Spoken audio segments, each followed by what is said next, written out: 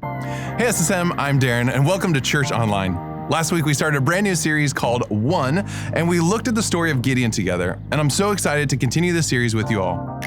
If you're new to SSM, well, welcome, and if you're part of the SSM family, well, welcome back. This week we're going to learn about Esther, an amazing woman in the Bible who found herself in the right place at exactly the right time. Her story is found in the book of Esther. I know, shocker, right? But before we get to know Esther better, let's worship with this song. I'm gonna sing in the middle of the storm. Louder and louder, you're gonna hear my praises roar. Up from the ashes, hope will arise. Death is defeated, the King is alive.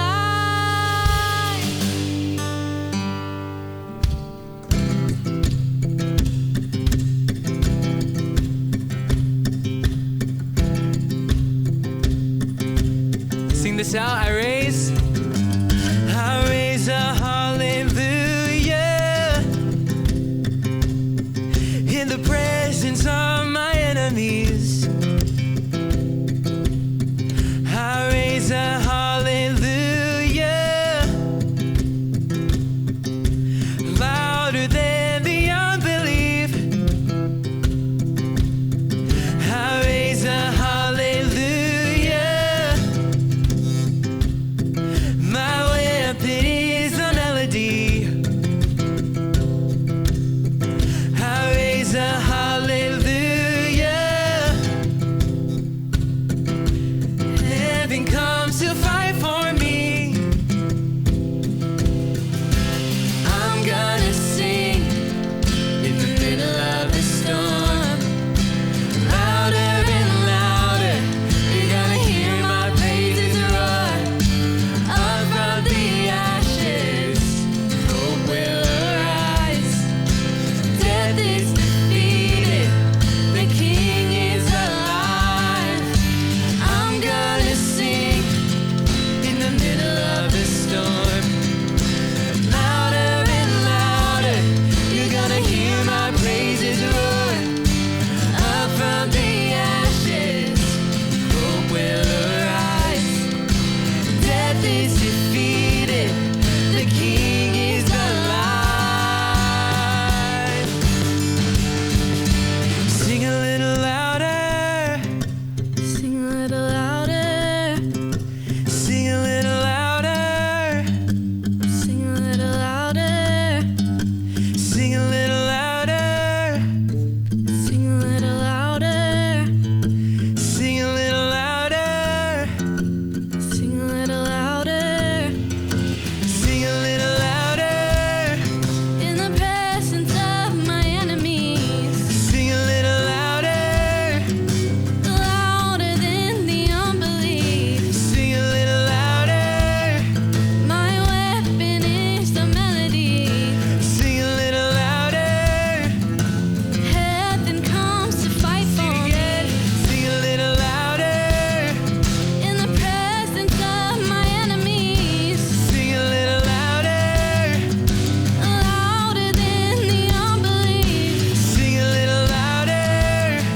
My weapon is a melody. Sing a little louder. Heaven comes to fight for me. Sing a little louder. I raise a hallelujah. With everything inside of me. I raise a hallelujah. I will watch the darkness flee. I raise a hallelujah. In the middle of the mystery. I raise a hallelujah. Fear lost your hold on me. I raise a hallelujah. I raise a hallelujah. I raise a hallelujah. I raise a hallelujah.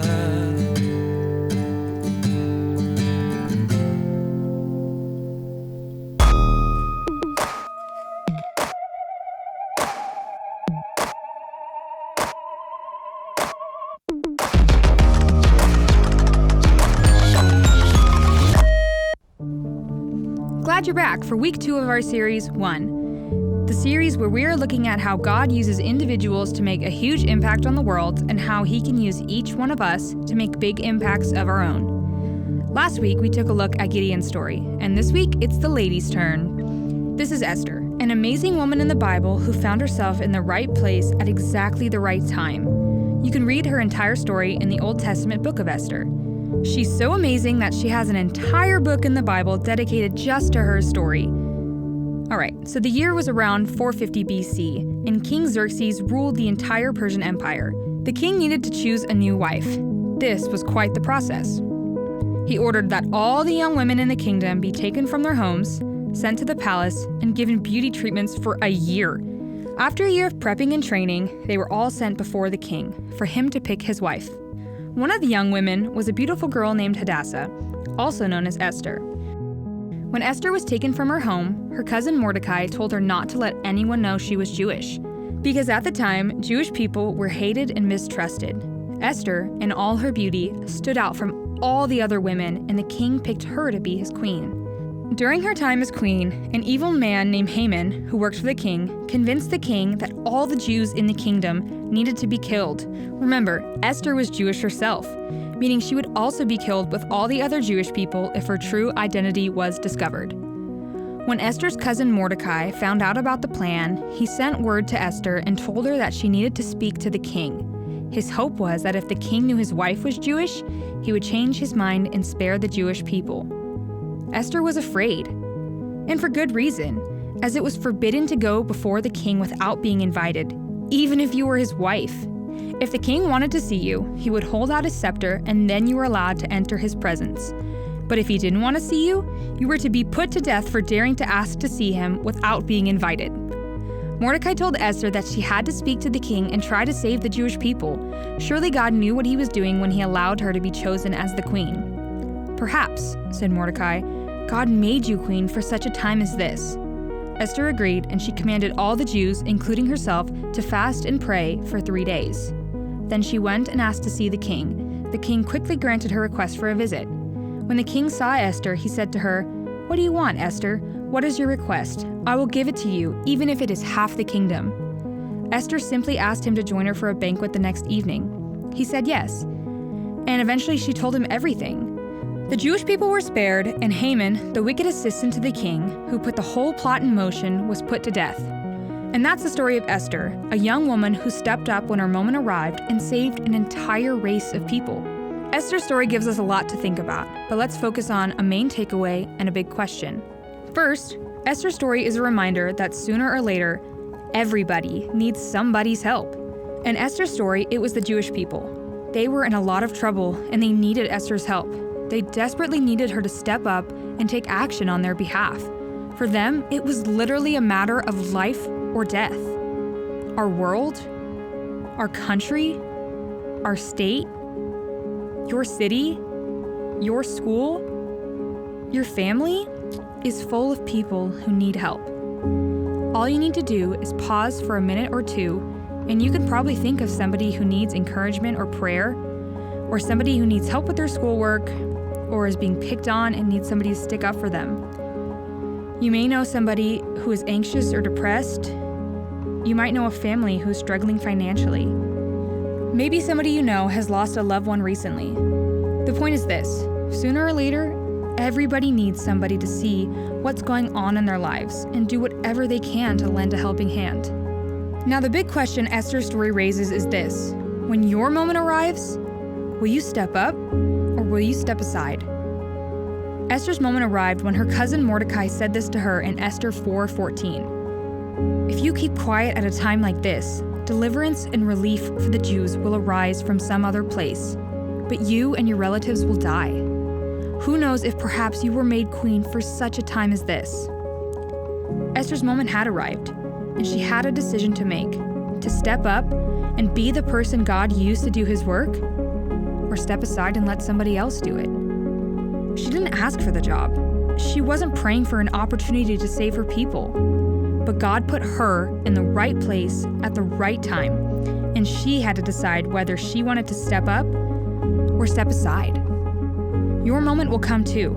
In fact, over the course of your life, you will have lots of opportunities to make a difference in this world.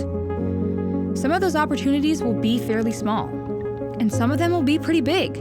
Some of them will require very little risk on your part, and some of them will take lots of faith. Esther had it all. She was the queen of the entire Persian Empire.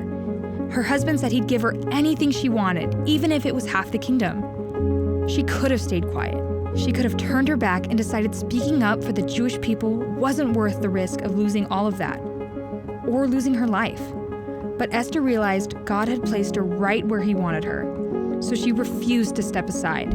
Instead, she chose to be the one to step up.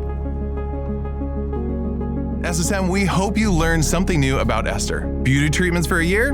I know, right? Forgot about that crazy part of the story. Anyways, how about the question near the end of the video? When your moment arrives, will you step up or step aside? It's so true that in our world, our country, our state, and your city, your school, your family is full of people who need help. What I would love for you to do is to take a second, pause the video for a minute or two, and think about someone in your life who needs help or encouragement or a prayer. Maybe write down their name somewhere where you can be reminded of it. Okay, go ahead and pause the video and do that now. Our hope is that when your moment comes for you to show up for that person, and it will come, that you will step up instead of stepping aside, just like Esther did.